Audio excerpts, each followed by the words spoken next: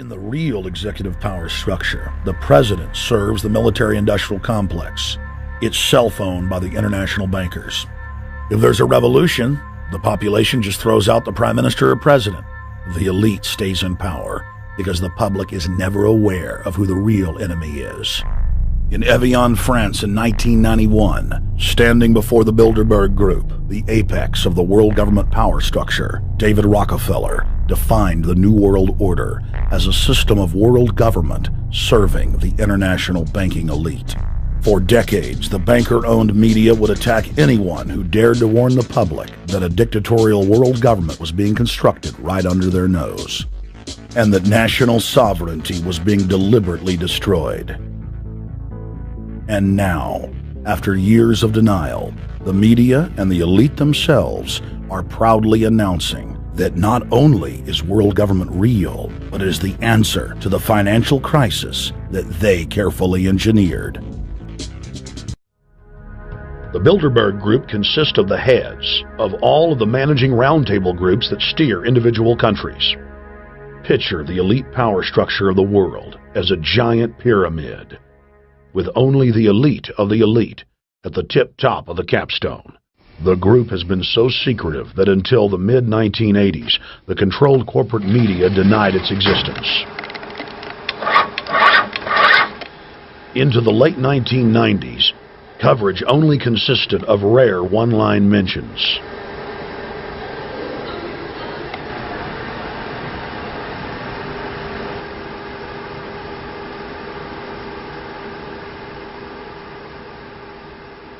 With the rise of the alternative media, their stranglehold on information has begun to slip.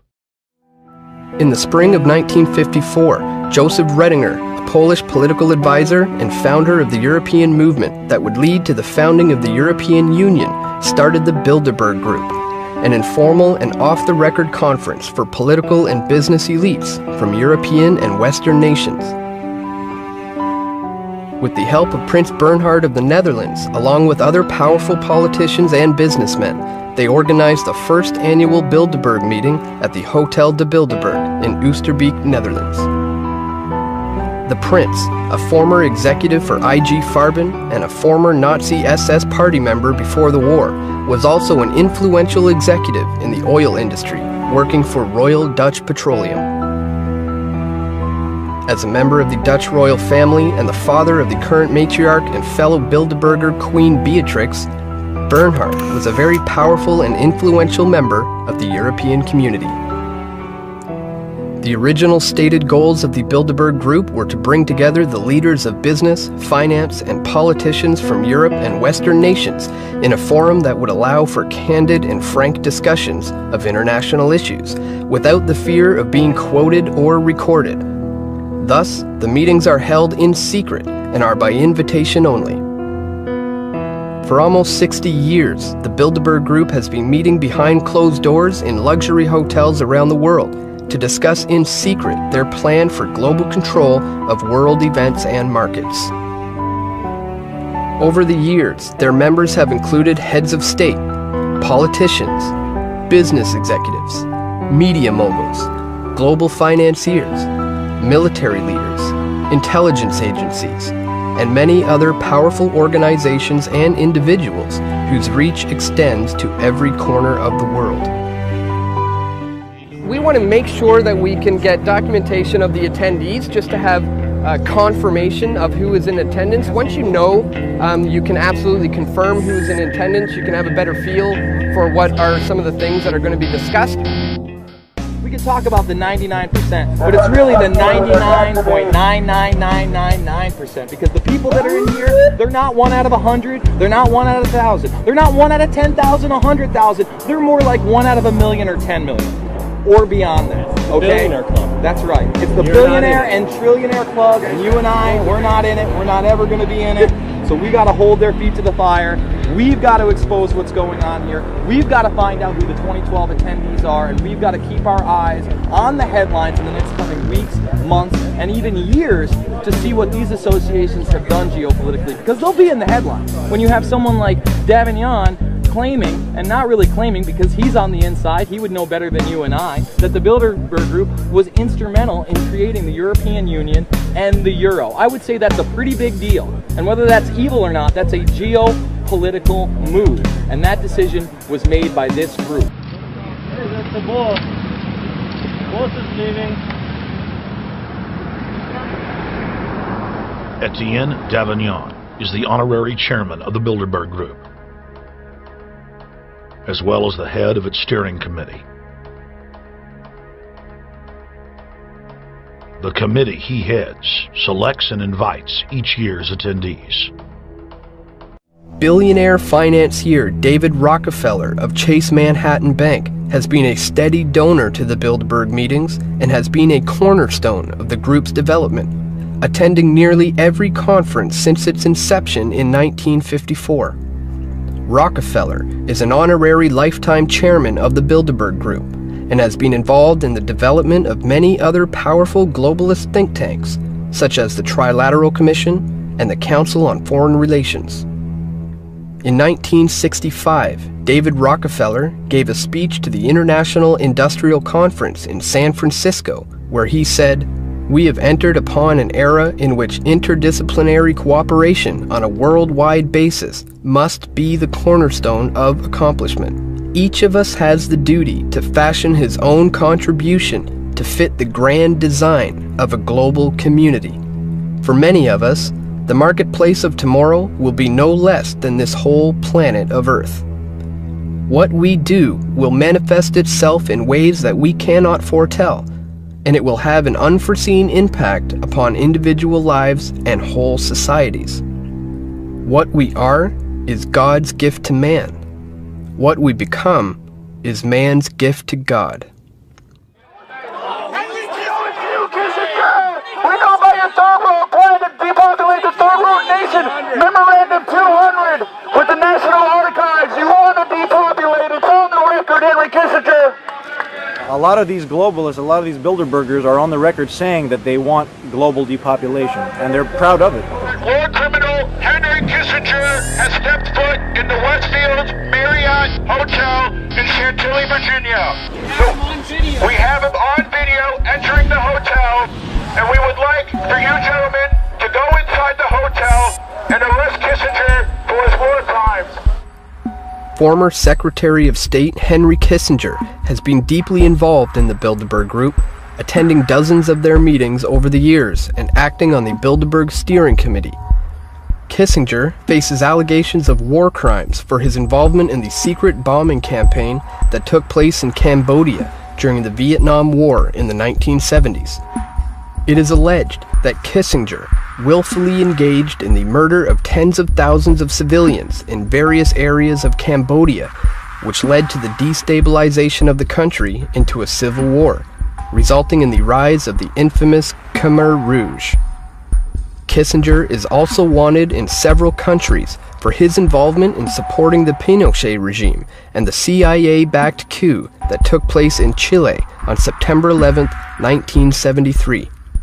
Pinochet, who is now facing a war crimes tribunal, murdered the democratically elected President Salvador Allende and started a military junta which resulted in the kidnapping, forced displacement, and torture of thousands of men, women, and children in Chile.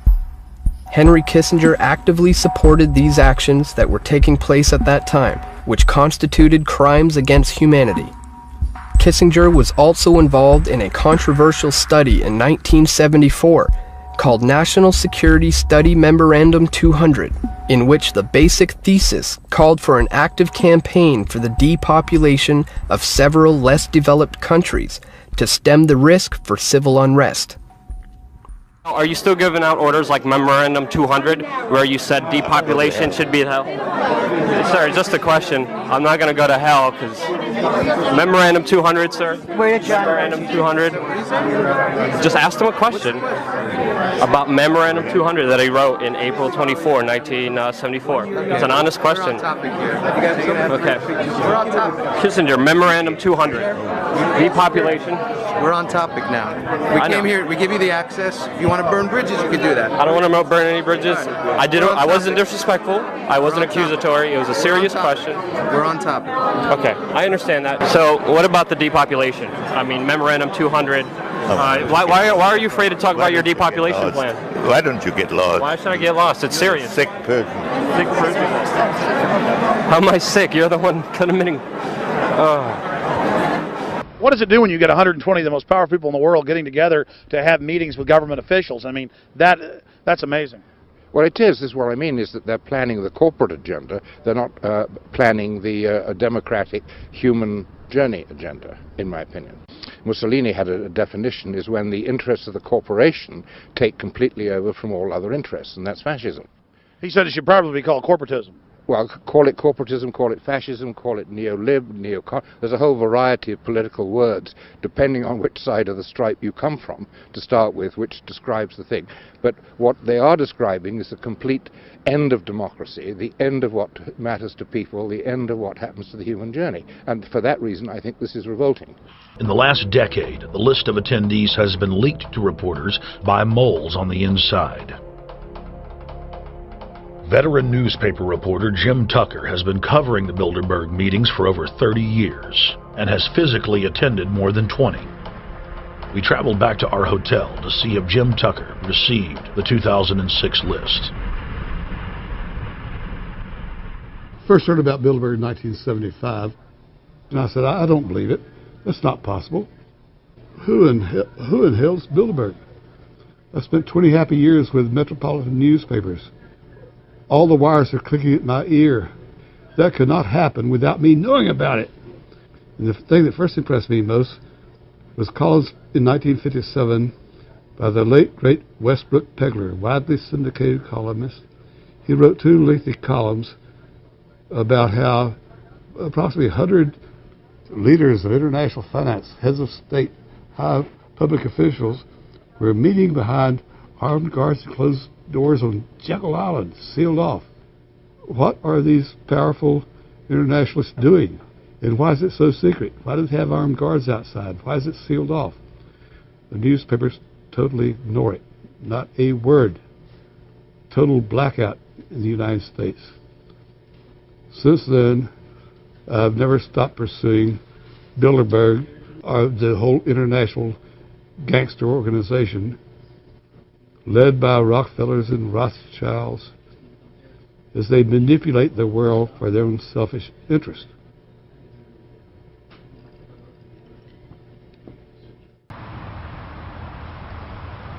Bilderberg was founded by David Rockefeller and the Rothschilds in Britain and Europe. They're still the main powers. Baron Evelyn D. Rothschild, a male, attended for many years. Rothschild is still represented. You'll see them on the list of participants. Somebody representing the Rothschild group. They are the main powers behind Bilderberg. Dutch Shell is part of the Queen's fortune. Of course, the Rockefellers have always had heavy oil interests. That was the original source of their old money, of the old man. My name is Daniel Estulen, and I've been doing this for the last 15 years. I'm from Canada. I'm very proud of my country because, as you can see, there's a lot of people covering the Bilderberg conference. Last year, it took me 14 and a half hours to get to Munich. I was pulled off the plane in Milan. I was pulled off the plane in Munich. They interrogated me 4 hours in both places. I was able to call a friend, a journalist in Rome, as a result of his presence and others. Calling the Foreign Ministry Department in Italy, they backed off and they let me go. They basically told me that they're keeping an eye on me 24 hours of the day. The little hotel where we were staying at, Jim and I, out of the 20 rooms, 6 were occupied, 3 by the CIA and 3 by the German Secret Service. That's how serious these people are, and that's how afraid they are of actually what we may be able to reveal and what we actually do reveal publicly about the Bilderberger intents. Daniel Estulen has covered the Bilderberg meetings in Europe and North America for more than 15 years. His book, Club Bilderberg, has been translated into more than 20 languages and is a global bestseller. Estulen has photographed many past Bilderberg meetings.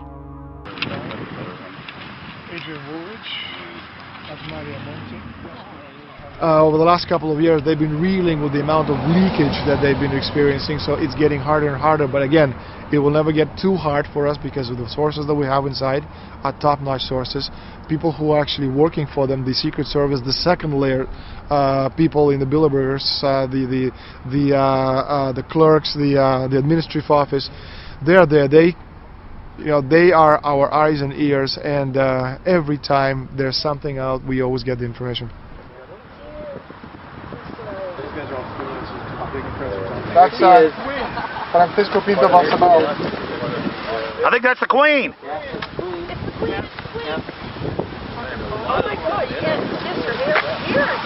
You see her? The Queen of Holland. What usually happens, the Secret Service guys who are protecting the Bilderberg delegates, the staff, the cooks, the chefs, when they actually get to see and to hear what some of these nasty people are talking about, they're the first ones to look for us and the first ones to make sure that we get the information from the meeting. Again, we're very rigorous with information that does come out. We double, triple, and quadruple the confirm the sources, make sure that all the information checks out. A lot of the stuff, the Bilderbergers have planted information, make sure that this disinformation nullifies the accuracy of the reporting. The decisions that these people take, again, they're not only decisions affect business community, they affect politics, business, environment, across the entire spectrum. And these decisions are made and taken by a very elite group of people behind closed doors this year at the Brook Street Hotel.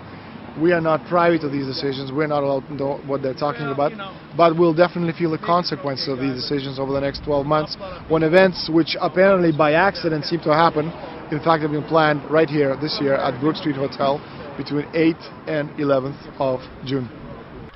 Bilderberg is an elite organization, and the way it works, the protocol of the meetings is the staff, after they're vetted out, they're told exactly how they're supposed to behave themselves, meaning that they can never address the attendees, they can never speak to them unless they're spoken to first, they can never look them in the eye. They have to approach them from the right side, the people who are right-handed, and from the left side, the people who are left-handed. They can never look them straight on, and needless to say, all the information that is being spoken during the conferences is under no circumstances allowed to come out. That's what they're told. They're threatened with not being able to find another job anywhere in the sector if they reveal any information to the press. Now, I think what is very difficult for most people to understand is how such a small group of 125 men and a few women control a population base of 6 billion people. Actually, it's much easier than you think. These people work on what I call systemic methodology, meaning that you take a pie, just imagine you take an apple pie and you slice this apple pie into lots of very small pieces, and you put in front of each one of these pieces your man or woman of trust, and by controlling this individual you control an entire organization. For example, if you take Paul Wolfowitz, who runs the World Bank, through him you can control the entire organization. You don't need to control what the dishwasher or the toilet cleaner thinks or does or believes in. You just need to control what he does and what he believes in, and what he does will permeate the entire organization, and that's how you control with very, very small power base an entire global population of 6 billion people. Throughout history, we've had people with power attempting to consolidate their power and hold on to it. So that's really the agenda here. The agenda is to stay as powerful as possible for as long as possible and crush any competition.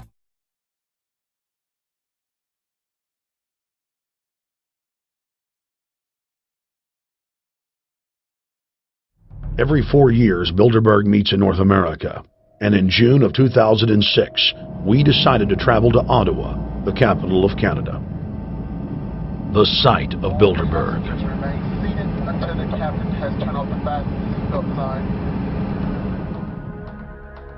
In Bilderberg's long history, many reporters attempting to cover the group have been harassed, detained, and even jailed.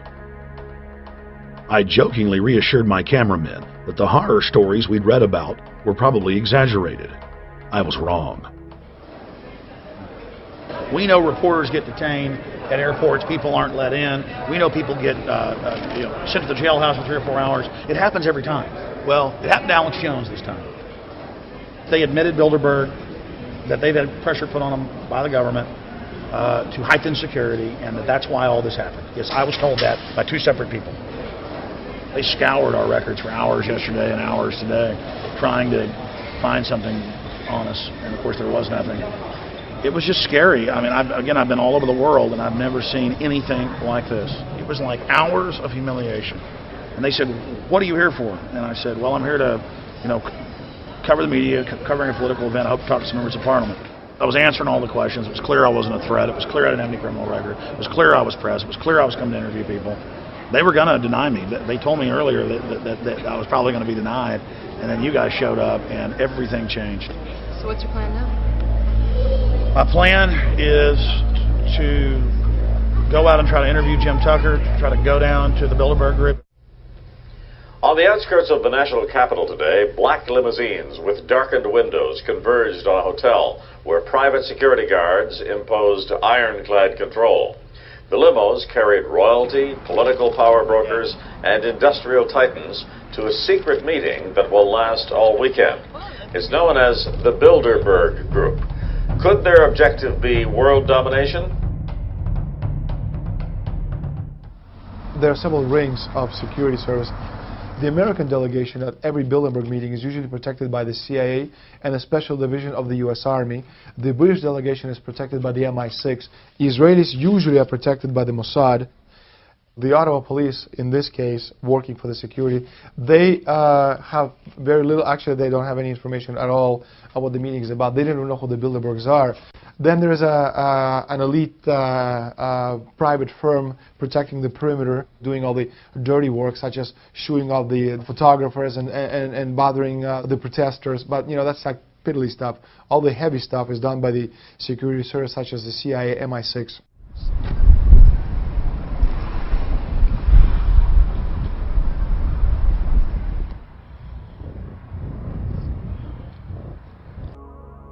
We are on the verge of a global transformation. All we need is the right major crisis, and the nations will accept the New World Order. David Rockefeller. We saw David Rockefeller and the Corn Black at beyond the hotel, and they had no bodyguards. One of my friends shouted, "Hey, Rockefeller!" and he turned back and he was afraid. My name's Rene. I'm from Manitoba. Drove about 26 hours to get here, just to show that I'm against the Bilderbergers, just to fight for my freedoms, fight for my rights, make sure that my children can grow up in a free country. Rockefeller frontman Henry Kissinger is always a key participant. Here you see the president of the CFR, Richard N. Haas, followed by Vice Chairman of Rothschild Europe, Franco Barnaby, who is speaking with Henry Kravitz, and behind them is Richard Holbrooke, former U.S. Ambassador to the United Nations. The head of Daimler Chrysler, Jürgen Erich Schrimp, arrives by helicopter. Here, the owner of the Washington Post, Donald Graham, escorts Indra Nooyi, the head of PepsiCo. Queen Beatrix of the Netherlands, whose father, Prince Bernhard, founded Bilderberg, is a leading figure in the group. Of course, globalist kingpin David Rockefeller, seen here with his bodyguard, James Ford, always attends. The then newly appointed World Bank chief Paul Wolfowitz is photographed at Bilderberg 2005. It has been reported that Wolfowitz had attended previous meetings, while still the Deputy Secretary of Defense, a violation of the Logan Act. Under the Logan Act, it is a felony offense for any member of the federal or state government to meet with members of a foreign government without the express authority and authorization of the President or Congress. Put simply, it is illegal for members of the government to meet secretly behind closed doors with foreign power brokers due to the problems of corruption and espionage that it breeds. For this reason, many prominent politicians attend, but their names do not appear on the official list. Despite the Logan Act, the governor of New York's name, George Pataki, does appear on the list, and we were able to catch the governor on tape walking with David Rockefeller at Brook Street. They're upset about the fact that they're being exposed. Well, I'm sure they are. I mean, look at the tinted windows. They don't want to be seen. They don't want even anybody to know they're here. So I'm sure they're ticked, you know, and that's why we're here to try to expose them. Do you think that they were angry that they were on the front page of the local paper today? You think they're in there reading it right now, Jim? Yes, I don't think they're happy about it. They prefer nothing at all, no publicity. They prefer absolute secrecy. Ladies and gentlemen, we're here in Canada today to stand up against the Bilderberg group that is attempting to get rid of the sovereignty of the United States. The truth of your world government has now been exposed. We know you are ruthless. We know you are evil. To David Rockefeller, to the Rothschild representatives here, to the Queen of the Netherlands, to all of you, we tell you, you are not our queens. You are not our kings. You are not our gods. We do not belong to you. We are not your slaves. We stand as free humans, have stood since the beginning of time against the strong men, against the thugs, against the bullies. We will defeat your world government. We will defeat world taxation. We will defeat your control grid. God is on our side. I stand before the creator of the universe, and I ask the creator of the universe, as our founding fathers did in 1776, to lead, guide, and direct us, and to give us the power and the foresight and the understanding and the will to stand against your entire agenda, including your final plan of world population reduction of 80% that Henry Kissinger penned in 1973. Why do you put mercury in the vaccines, sodium fluoride in the water? Why? Why do you put cancer viruses in the vaccines? Why have you used depleted uranium now in 4 separate nations? You're arrogant. You have the sickness that elites have had throughout history in their literal and, in some cases, figurative ivory towers. You believe that you're invincible. You will and you are failing now. Your New World Order will fall. Humanity will defeat you. The answer to 1984 is 1776. We went into downtown Ottawa and talked to locals to learn if they were aware of the elite meeting in their city. In the city, around 10% of the people were aware of the New World Order agenda. When we traveled to Parliament, close to half of the people we randomly spoke to were informed. Ma'am, what did you say about the American Union? It's going to end up happening. We don't want it, but it's going to happen. Why do you think? Because the Bilderberg Group runs the world. You have the Trilateral Commission, that's also part of the Bilderberg, which is the United States, Europe, and Asia. But most of this is public knowledge. Nobody wants to believe that there are conspiracies, that world leaders are already elected before they're voted on. So here we know that Bernard Lord is part of the outer circle. I was surprised to read that Harper addressed the group in 2003 because my understanding was nobody gets into politics without becoming part of the Bilderberg group. And then you find out afterwards that that is the case, that they have... Well, Bill Clinton went there in 91, George Bush Sr. back in like 85. And Blair, same thing. Who we think that we're electing as leaders have already been pre-picked for us. Whether it's liberal or a conservative, they're already part of the group. They own all the horses in the race. They own the horses, and I understand that, for example, in the United States, it's a one-party system with 2 factions, though you think it's 2 different parties. Oh, it is, yeah. So it's like Bill Clinton constantly vacations with the Bushes, and they call him their son, and they actually staged all that in '92, and all that's come out. It's just all staged. They're not going to let trillions of dollars slip through their hands. The good news is people are waking up, though. When you read human history, when you study it, all you see is elites trying to dominate, subterfuge, Machiavellian backstabbing, and somehow in the last 50 years they convinced Westerners that the government's fine, can do no wrong, trust them. How did this happen? It's easy to lead sheep. I mean, people just follow. They don't want to believe these things will happen. No way. We'll just follow along with the norm. That's all. It's just makes it easier for everyone.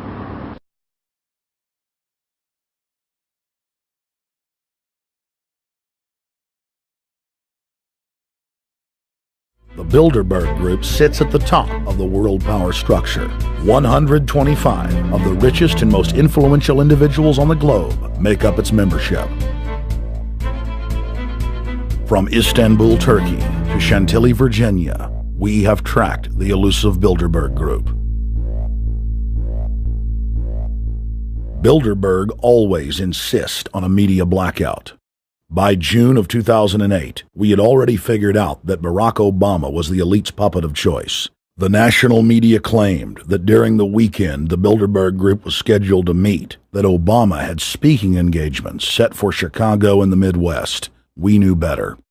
In a classic bait and switch, the Obama campaign told the press corps to get on Obama's campaign plane and that Obama would join them on the flight to Chicago. Campaign staff then slammed the door shut.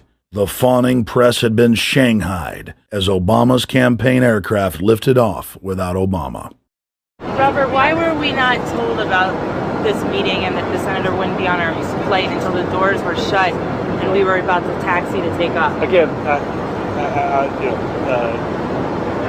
we had a desire, Senator Obama had a desire to do some meetings. Others had a desire to meet with him tonight in a private way, and that's what we're doing. We set up these meetings. They're being done tonight. Again, Is there more than one meeting? Is there more than one person with whom? I'm not going to get into all the details of the meetings. I don't know that I've got a ton more different answers for all of your questions. Obama wasn't going to Chicago. He had a meeting to attend. A secret meeting. Initially, it was believed that the secret meeting took place at Clinton's Washington, D.C. home. Obama's spokesman denied that, but won't confirm where the former rivals met. He also declined to comment on their topics of discussion. For a day and a half, the mainstream media engaged in a wild goose chase, trying to find out where Hillary and Obama had gone. 3 cover stories later, the corporate press had to admit they had no idea where the 2 candidates had gone. And to this day, Clinton and Obama aren't talking. Plenty of sources knew about this meeting, told us and others that it was at Hillary Clinton's house, but clearly it wasn't. In 2008, the trail led us to the Westfields Marriott Hotel, right outside Washington, D.C. We just flew into Washington, D.C. We're driving to the Westfields Marriott. Tomorrow, the hotel's closed throughout the week into the weekend for the Bilderberg Group meeting. We're going to check in the night before. They're going to kick us out tomorrow. So we're going directly into the belly of the beast. The hotel will be filled with at least 5 spy agencies: CIA, Defense Intelligence, Mossad, European Union Security. We checked into the Westfields Marriott 48 hours before hotel guests were scheduled to be thrown out ahead of the annual meeting. The building was nestled in the heart of the military-industrial complex, with the National Reconnaissance Office and Raytheon just a stone's throw away.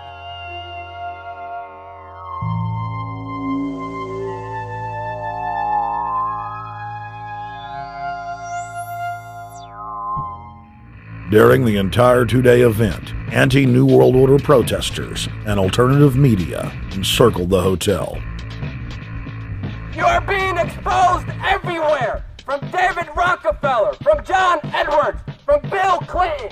Your game of secrecy is over! You're gonna play, get him, it's up close, you piece of trash! This is Bernanke, man! Bernanke, you're going down!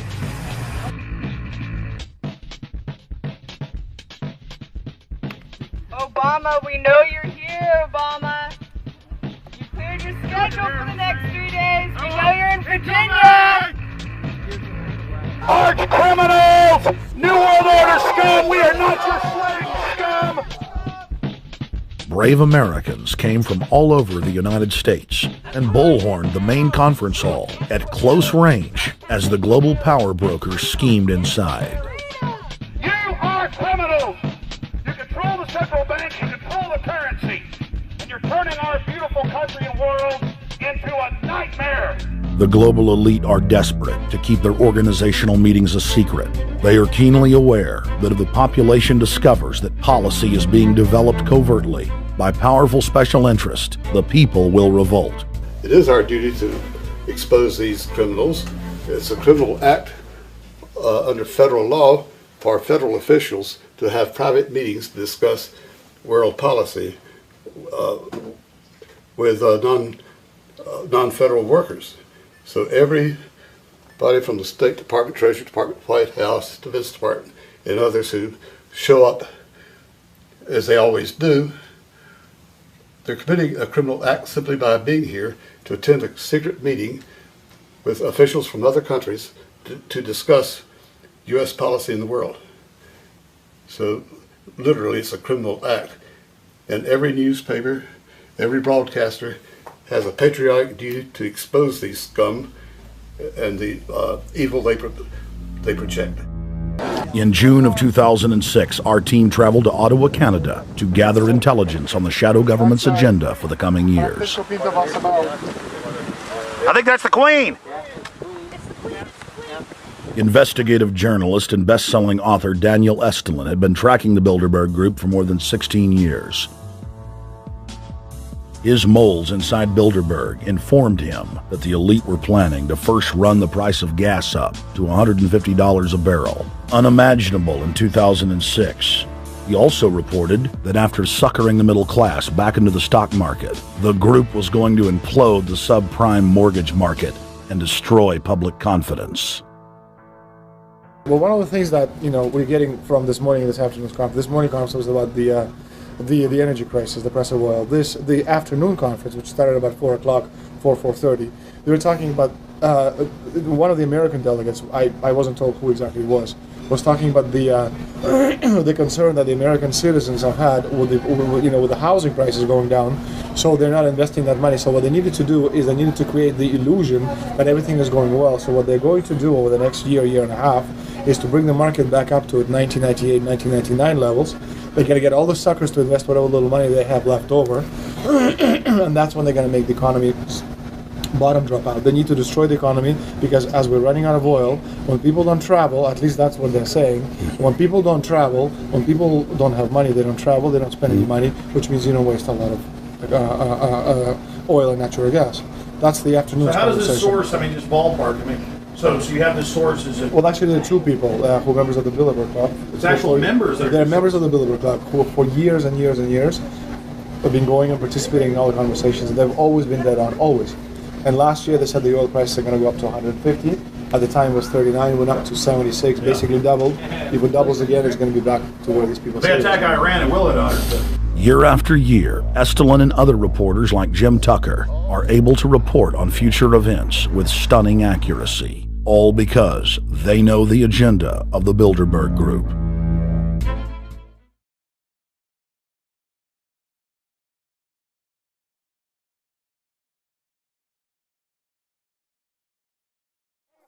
How come bills can't get signed without the Queen of England's approval? How come the Canadian Parliament can be suspended by the Queen of England if she wishes? If she has no power, why does the final decision-making process rest with her?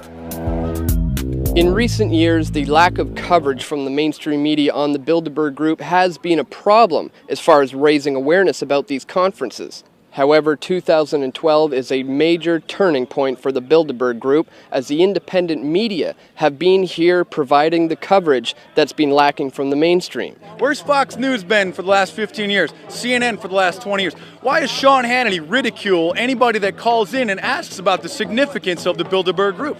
Obviously, they're on the payroll. When people say that, quote, they control the media, they're talking about the secret establishment. 501c3 tax-exempt foundations have to make certain forms publicly available. And so somebody tipped me off about this, that the 990 forms are available for the Bilderberg Group. And I got the years 2007, 2008, 2009, 2010. Well, first of all, they're operating under the 501c3 tax-exempt name American Friends of Bilderberg. The 2008 forms also show a list of very interesting donors. Henry Kissinger, $20,000. David Rockefeller, $50,000. Freeport McMorman Foundation, 10 grand. Microsoft, $75,000. Peter Thiel from PayPal, $75,000. Goldman Sachs, $25,000. The Washington Post, $25,000. So of course the Washington Post is going to be reluctant to report on them when they are literally funding them, and I have the proof in my hand. This group is meeting with government officials. It violates federal law, the Logan Act. And For decades, they said it didn't even exist. This is the real oligarchs that run our government, run Europe, run most of the world, the big central banks, and the fraud that they engage in.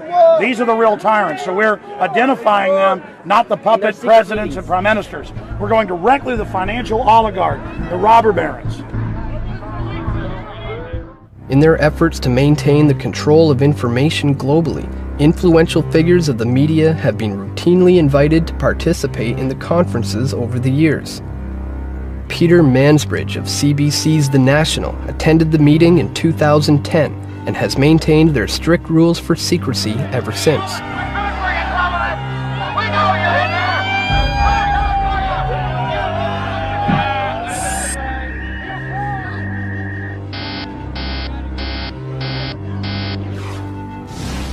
Fellow Canadian Heather Reisman is the CEO of Indigo Books, the largest book supplier in Canada, and she is a member of the Bilderberg Steering Committee. In 2005, Reisman founded the Hesag Foundation, which provides grants to former lone soldiers in the Israeli army to pursue post-secondary education. A lone soldier is an individual who is not from Israel, but chooses to fight in the Israeli military. Other media moguls and organizations that have attended the Bilderberg meetings over the years have included Rupert Murdoch of News Corporation, Andrew Knight of News Corporation and The Economist, Ted Turner of Time Warner and CNN, Charlie Rose, Donald Graham of The Washington Post, and Canadian media baron and former Bilderberg Steering Committee member Conrad Black of Hollinger International and The Telegraph newspaper. While all of these powerful media organizations have been present at Bilderberg meetings over the years, there has remained a media blackout all across the board regarding coverage of this group.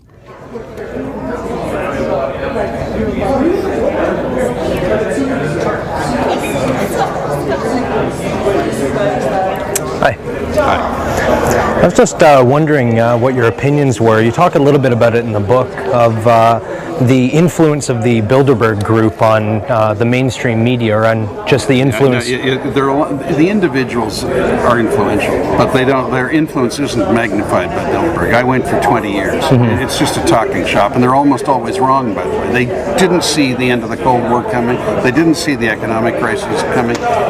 They're very interesting meetings. They're very interesting people, but they're not coherent. They aren't a group that meets other than for 3 days a year, and the composition of them changes all the time, except for about 30 of us who are on the steering committee.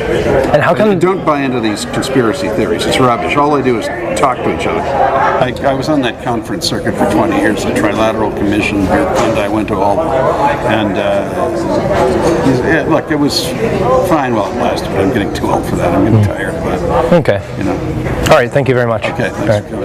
But there's no conspiracy in any of them. No. No, there's just a bunch of people. How come you never hear about it in the media? Like, I only read about it in your book. They don't allow the media in. No.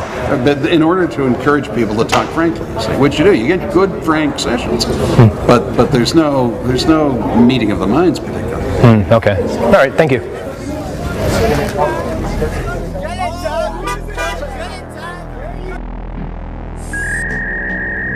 Fellow Hollinger International Board of Directors member Marie-Josée Kravis has made significant inroads since being invited to Bilderberg by Conrad Black in 1989. Marie-Josée is the wife of Bilderberg member Henry Kravis and has been a member of the Bilderberg Steering Committee for over 22 years. At the trial of the now defunct media baron Conrad Black, Marie-Josée Kravis testified against him, providing evidence for the prosecution. Other prominent Canadians who have attended the Bilderberg conferences include former Prime Minister of Canada Lester B. Pearson, Pierre Elliott Trudeau, Jean Chrétien, Paul Martin, and Stephen Harper. Many other influential Canadian politicians and business leaders have also attended the secret meetings, including former NDP leader Bob Rae, former Liberal Party leaders Stéphane Dion and Michael Ignatieff, former Premier of Ontario Mike Harris, former Premier of New Brunswick Bernard Lord, former Premier of British Columbia Gordon Campbell, the Premier of Alberta, Alison Redford, the Chief of Staff for Prime Minister Stephen Harper, Nigel S. Wright, and Power Corporation of Canada CEO Paul Desmarais Sr. In fact, nearly every Canadian Prime Minister back to Pierre Elliott Trudeau has worked for Power Corp. I attended one Bilderberg meeting. I'm not sure they ever invited me back, but just to make sure, I've also gone to a Maple Leaf hockey game. That doesn't mean I'm a Maple Leaf fan. I believe that there is an opportunity now, with the G20 having been called, for the first time, for us to put together a global steering committee of all the great powers of the world. If I was asked what is the single most important thing that can be done to get us out of this mess, it is going to be to recognize now that we are one common humanity, divided perhaps into economic entities called countries. The time has come for us to work together.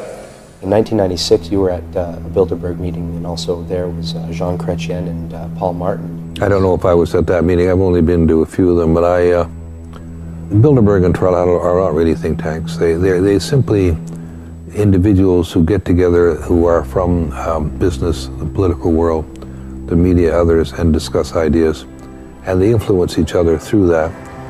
In 2008, it was revealed that the Canadian government, under the leadership of Bilderberg member Stephen Harper, would be buying $25 billion worth of mortgage pools through the Canada Mortgage and Housing Corporation.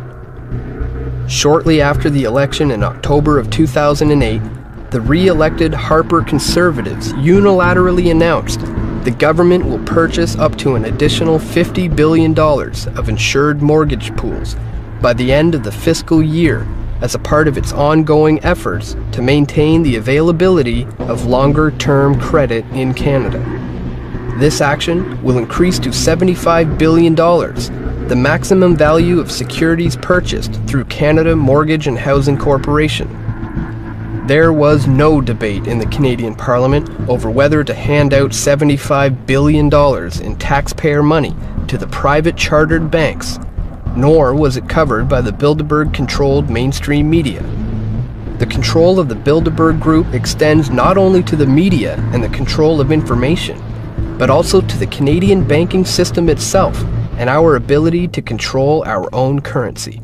In 1938, Prime Minister William Lyon Mackenzie King nationalized the Bank of Canada, giving control of the Canadian currency to the people of Canada. Although the issuance of currency is held solely by the Bank of Canada, the creation of credit through the issuance of loans is still largely controlled by private chartered banks. As part of the Bank of Canada's charter, the government can borrow up to 50% of its own money from the Bank of Canada at 0% interest. The other half of the interest is paid back into the government, allowing for the financing of our own infrastructure, such as the St. Lawrence Seaway and the Trans-Canada Highway. Because of Bilderberg member Paul Martin, Canada now borrows its money from the private chartered banks at the going interest rate, effectively handing over the usury and interest to private corporations. Prior to Prime Minister Brian Mulroney, all banks had to hold an 8% reserve, meaning they could lend out the same money 12.5 times through credit and loans. Mulroney dropped this to a 0% reserve, allowing private banks to loan as much money as they want, simply by entering a new line on a ledger. Currently, the Bank of Canada is only responsible for 5% of the actual debt created in the form of currency. The private chartered banks, such as Royal Bank of Canada and TD Bank, own the remaining 95% of all debt. Think of how much control this amounts to when you consider all of the digital payment and loan options used today, such as credit cards, debit cards, internet payments, RFID chips, smartphone purchases, and even biometric identification, which is now used in India for bank withdrawals. Very few people use real currency, and the trend is turning to an increasing reliance on digital and computer technologies, of which are largely controlled by members of the Bilderberg Group. Members of the Bilderberg Group who are involved in the Canadian banking system include President and CEO of Royal Bank of Canada, Gordon Nixon, President and CEO of TD Bank Financial Group, Edmund Clark, Deputy Chair of TD Bank Financial Group and former Canadian Ambassador to the United States, Frank McKenna, former Minister of Finance and Director of Manulife Financial, Michael Wilson, Managing Director of Credit Suisse Securities, Ronald S. Lloyd, former CEO of Scotiabank, Peter C. Godsoe, former Governor of the Bank of Canada, David A. Dodge, and Governor of the Bank of Canada and former Goldman Sachs executive, Mark Carney. The reach of the Bilderberg Group extends to every level of the policy apparatus in both the private and public sectors. Its members over the years have been the most influential and powerful individuals in the world. Whether or not they act in concert with each other or simply influence one another through these meetings is beside the point. The decisions made by each of these individuals have a ripple effect for the rest of the world. For every action, there is an equal but opposite reaction. The creation of this new Orwellian technotronic society has spawned a new generation of warrior, information warriors, whose weapons are the very technologies created to enslave them. As the old forms of media slowly die away, this generation is finding new and exciting ways to spread information, open dialogue, and become the true citizen media. The Bilderberg Group and the individuals that attend are now facing a revolutionary adversary, an informed citizenry armed with the right questions and looking for the true answers.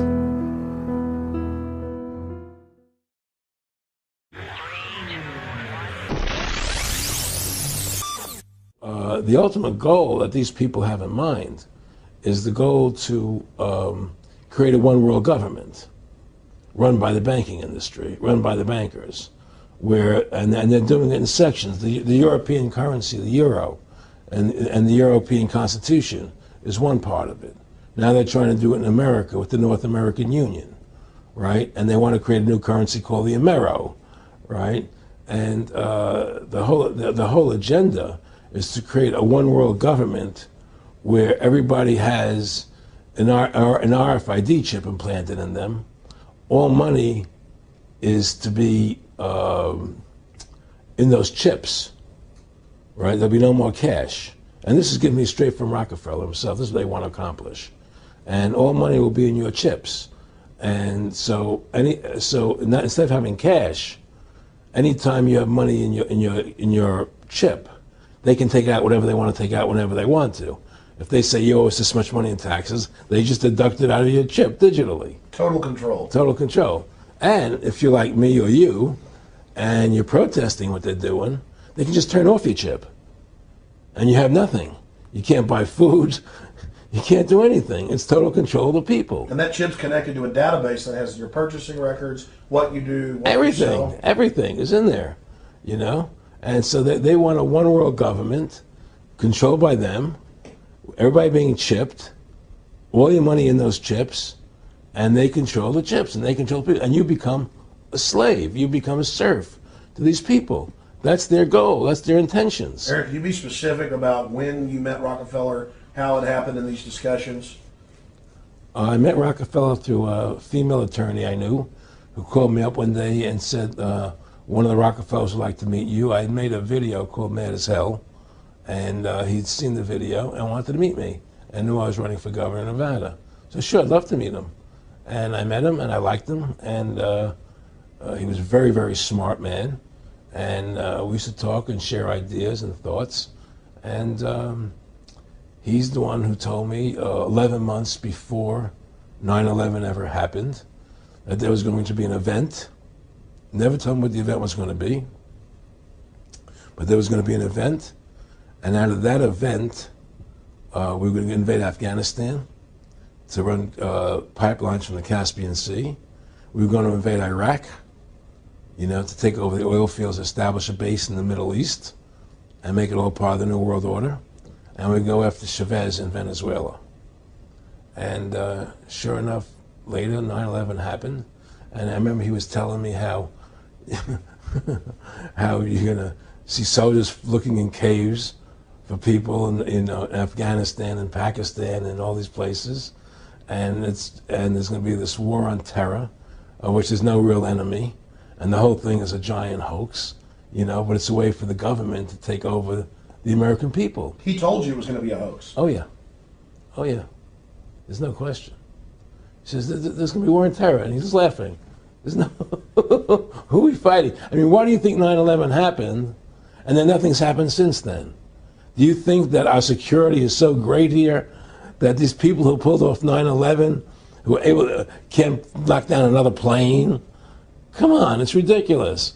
9/11 was done by people in our own government and our own banking system to perpetuate the fear of the American people into subordinating themselves to anything the government wants them to do. That's what it's about, and to create this war, this endless war on terror. And that's why and that was the first lie. And the next lie was going into Iraq, you know, to get Saddam Hussein out with his weapons of mass destruction. That was the next lie. Now, specifically, this was a little over 6 years ago. This was 11 months before 9/11. Yeah. And Nick Rockefeller, who's a lawyer, he's become your friend over the previous years, and he's saying to you that there's going to be this big event, and then out of that we're going to have a war on terror, and it's just going to go on and on. Right. An endless war on terror without any real enemy. That you can never, so you can never define a winner. And did he say that it's going to be perfect because you can't define an enemy? It just goes on Yeah, and on? because you can't define a winner. There's no one to beat, so it goes on and on forever. And they can do whatever they want. They scare the hell out of the American public. Look, this whole war on terror is a fraud. It's a farce. It's very difficult to say it out loud because people are intimidated against saying it. Because if you say it, they want to make you into a nutcase. But the truth has to come out. That's why I'm doing this interview. The fact of the matter happens to be that the whole war on terror is a fraud. It's a farce. Yeah, there's a war going on in Iraq because we invaded Iraq. And people over there fighting, you know. But the war on terror, it's a joke, you know. And until we discover what really happened on 9/11 and who was responsible for 9/11, because that's where the war on terror emanates from. That's where it comes from. It was 9/11 that allowed this war on terror to begin. And until we get to the bottom root of 9/11, the truth of 9/11, we'll never know about the war on terror. Aaron, you said that he was, and I think it's important, and I know this about the Rockefellers from Dr. Dennis Cuddy and many others who literally, you'll be 20 years old in a lunch line at college, and no, there's David Rockefeller. And they're experts at recruiting and getting what they call players, and that clearly he was, I want to make it specific and just get you to reiterate what you said last night about you got 30% of the vote, you were having an effect, you made mad as hell, they knew that you'd started the Constitution Party, they knew that you were somebody who was taking action and getting things done, you'd already made some big films, had a lot of other successes, right. So they were trying to recruit you, and didn't it come down to the point of, hey, we are here to recruit you, and don't worry, your chip's going to say, don't mess with us, you know, this guy's don't touch. Yeah, yes, that did happen. I was definitely being recruited, but it's more subtle than that. Well, in your words, just go through the process, and then what he said. Well, what it is remember we were friends, and we used to go to my house a lot. We'd have dinner, we'd talk, and he'd tell me about business investments I get involved in, you know, or they would help me with this business investment or that business investment. And was I interested in joining the Council on Foreign Relations? You know, I would have to get a letter to join them, but was I interested in that? And you know, just stuff, you know, leading you on. And I used to say to him that I never really did that because that wasn't where I was coming from. You know, as much as I like you, Nick, you know, your ways and my ways we're on the opposite side of the fence. You know, I don't believe in enslaving people. You know, and he would come back with, "Oh, I do." Or? Well, it would be more like it's better for them. Well, it's more like, you know, how do I put it? It was like, what do you care about them? What do you care about those people? What difference does it make to you? Take care of your own life. Do the best you can for you and your family. What do the rest of the people mean to you? They don't mean anything to you. They're just serfs. They're just people. You know, it was just a lack of caring, you know, and that's just not who I was. It was just sort of like cold, you know. It was just like cold, you know. And I used to say to him, what's the point of all this? You have all the money in the world you need. You have all the power you need. What's the point? You know, what's the end goal? And he said the end goal is to get everybody chipped, to control the whole society, to have the bankers, the elite people, you know, the bankers and some governor controlling the world. And I said, do all the people in the Council on Foreign Relations believe this way you do? He said, no. You know, most of them believe they're doing the right thing. A lot of them believe it's better off being socialistic. You know, we have to convince people that socialism is really capitalism.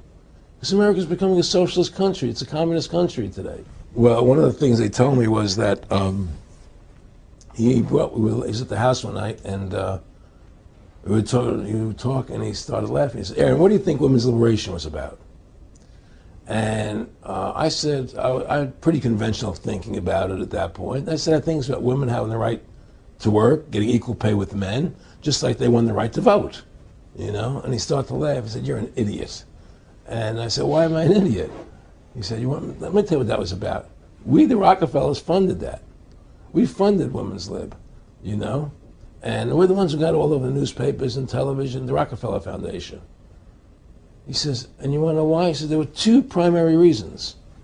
And they were, one reason was we couldn't tax half the population before Women's Lib. And the second reason was, now we get the kids in school at an early age. We can indoctrinate the kids how to think. It breaks up the family. The kids start looking at the state as the family, as the school, as the officials, as their family, not as the parents teaching them. And so those are the two primary reasons for Women's Lib, which I thought up to that point was a noble thing. You know, when I saw their intentions behind it, where they were coming from when they created it, the thought of it, I saw the evil behind what I thought was a noble venture. But let me tell you something.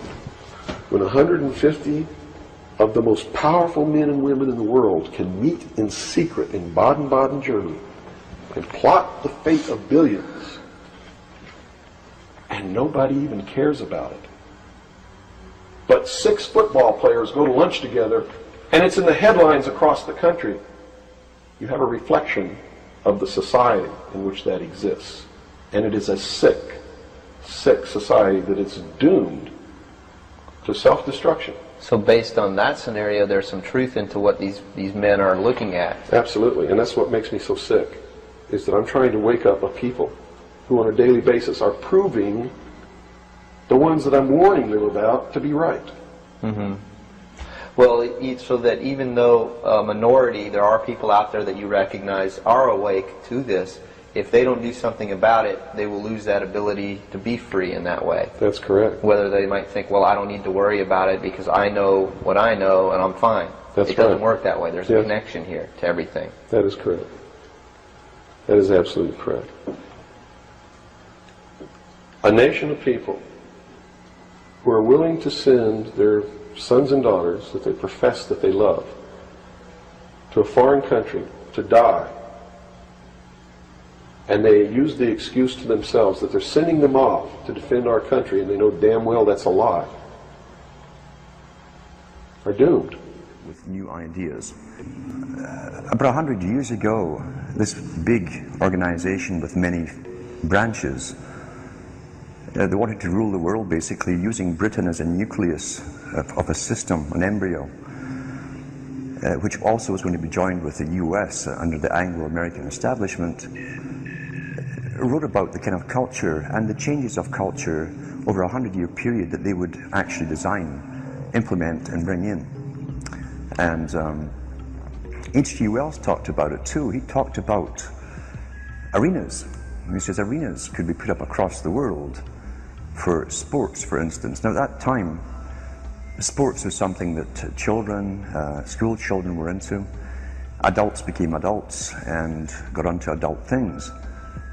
So it was unimaginable at the time that people could actually believe that there was even a need for adult sports and entertainment, never mind having arenas built across the world. But he said we can do this, and foist basically a sports culture for the males. Using a tribal system, we're all tribal to an extent. That's why we even bother to vote for a tribal leader. This is well understood. That's why we're supplied with these leaders. And because the average man was to become more disengaged from his own destiny as the expert class arose, it was decided that the males would get their outlet, basically, gradually becoming helpless as males through sports. Therefore, they'd have a tribal team they could identify with. They could cheer them on as they were winning. In their own personal lives, they were getting nowhere. They were getting disenfranchised, in a sense, as experts took over decision-making for them in all kinds of fields. So this was psychology at use, planned before they even implemented the sports. That's why they pay athletes these fantastic salaries. I was listening to the radio the other day. They just contracted to pay one player on one team $6 million a year. Can you believe this? And why is that? It's the Roman circus. What does the emperor do when the people become restive, and when the people are asking questions, and when the people don't like the policies of the emperor? He sends them to the circus. He creates a circus. He builds a giant coliseum. And he begins to throw the Christians to the lions. And he has great chariot races and football games and basketball games, all to keep the idiots preoccupied with things that don't mean anything in the scheme of the entire world, so that they don't have the time to learn what the truth is, so they don't ever get smart enough to learn how they're being manipulated, so they don't ever question the emperor. That's why they pay a player on a football team or a baseball team $1 million or $2 million or $3 million a year. It is the Roman circus. I know men who don't know anything in the world except who plays third base for the Mets. And they think that's a great accomplishment. And they meet and pat each other on the back and bond and go have cocktails and talk about what this guy that plays third base for the Mets did in last night's game. It's sad. It's really sad.